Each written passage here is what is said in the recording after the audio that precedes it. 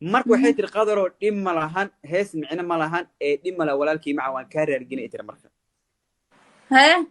okay hadhay muhaa soo istay wuxuu yidhi maxaa asaga ka waalaya anuu sii jeedo halkaas meesha dhabarkuu feer iga dhufta marka saa ii gacan dhuftay haye waan soo gacan jeestay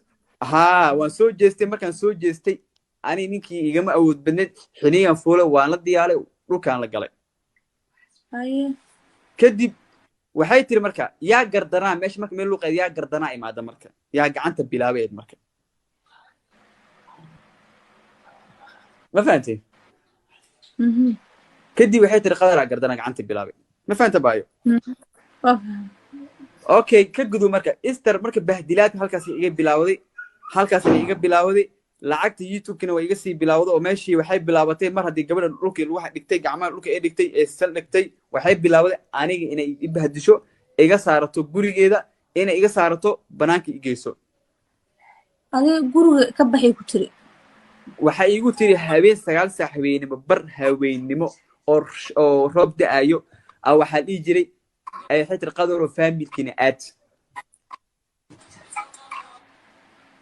waan ka soo tagay 9 saac habeen waan ka soo wiil dhalinyaro u maaday kadib subaxii waxaan rabay sharcigay inaan qaataan rabo marka sharci ID ani allaha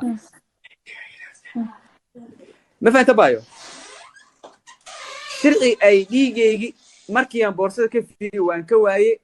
ID-ga ayaan waayay ID-ga markaan waayay kadib ID-ga waxay dhacnaa haya waxaan ka roo tiri Gmail-kayga password-kayga inay igu soo wareejiso kadibna aniga aan ku siiyo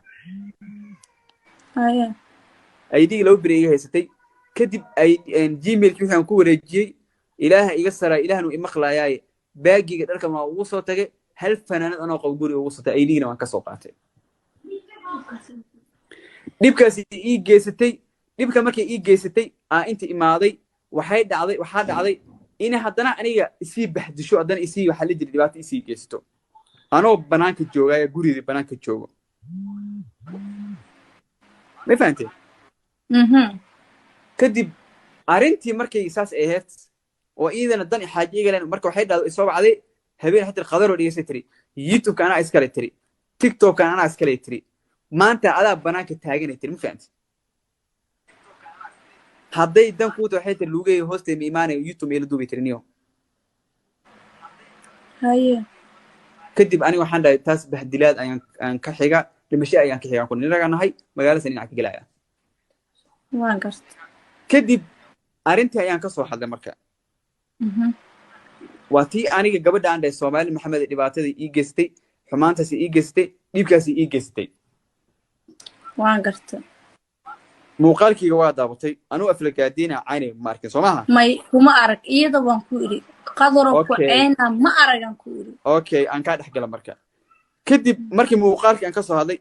maceeb miya abaayo qos abaan ku weydiyo Firdaws inaa xanuunkiiga ka hadlo iyo dhibkii iyo bahdilaadkii igu sameysay iyo sidii macnaha ugu soo shaqeeyay oo ugu soo gaarbaxay iyo sidii shalay quxuuta ugu dabatay maceeb marka